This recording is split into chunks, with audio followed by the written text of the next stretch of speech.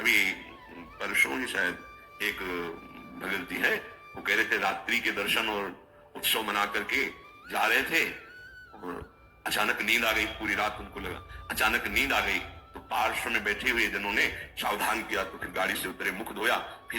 फिर ऐसा हुआ कि 15-20 मिनट सत्य कहते हैं, वो कह रहे थे हम धाम में खड़े, एक शब्द भी झूठ नहीं बोले, मुझे होश ही नहीं रहा और मेरी गाड़ी कैसे चलती रही। 15-20 मिनट बाद जब चेतना आई तो घबरा गए कि गाड़ी कौन चला रहा था।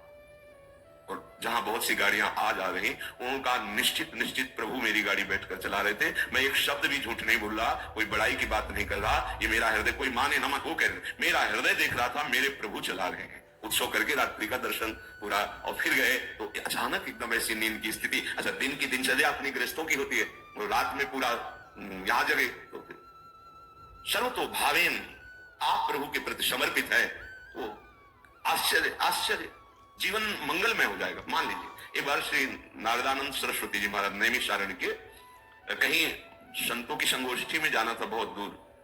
बहुत विद्वान वेदांतदर्शी ब्रह्मबोध संपन्न महापुरुष थे नारदानंद सरस्वती जी महाराज। रास्ते में गाड़ी खराब हो गई, जहां कई किलोमीटरों तक कोई नगर नहीं, कोई। अब वहां संतों की सभा में पहुंचना था, कैसे? तो दंडी सन्यासी थे। उनका देखो ये बात किसी से कहना नहीं, ऐसे रखा दंड नारायण को और कहा स्टार्ट करो। स्टार्ट हो गई। जब लक्ष्य में पहुंची दंड नारायण को हटा लिया। कोई दुर्लभ नहीं है। अनंत ब्रह्मांडों को जो अपने संकल्प से चला रहे हैं, वो एक हमारे जीवन के रक्षक हो, ये कोई आश्चर्य की बात नहीं। शरणागत के लिए कोई आश्चर्य नहीं।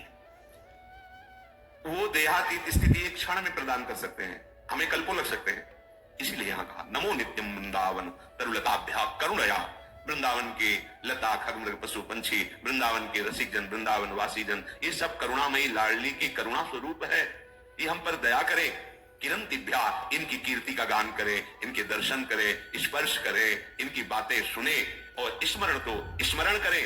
तो विभांतिभ्या पावे प्रकृति रस सारात्म महसा। प्रकृति रस से परे जो सार तत्व है, परम रस प्रेम, वो तुम्हारे हृदय, और प्रेम ही देहाती की स्थिति प्रदान करता है। चाहे आत्मरति बोलो या प्रिया प्रीतम की रति माने प्रेम या आत्म प्रेम, तो इतना गाढ़ अवस्था की अवधूत स्थिति शरीर की शुद्ध ही नहीं है।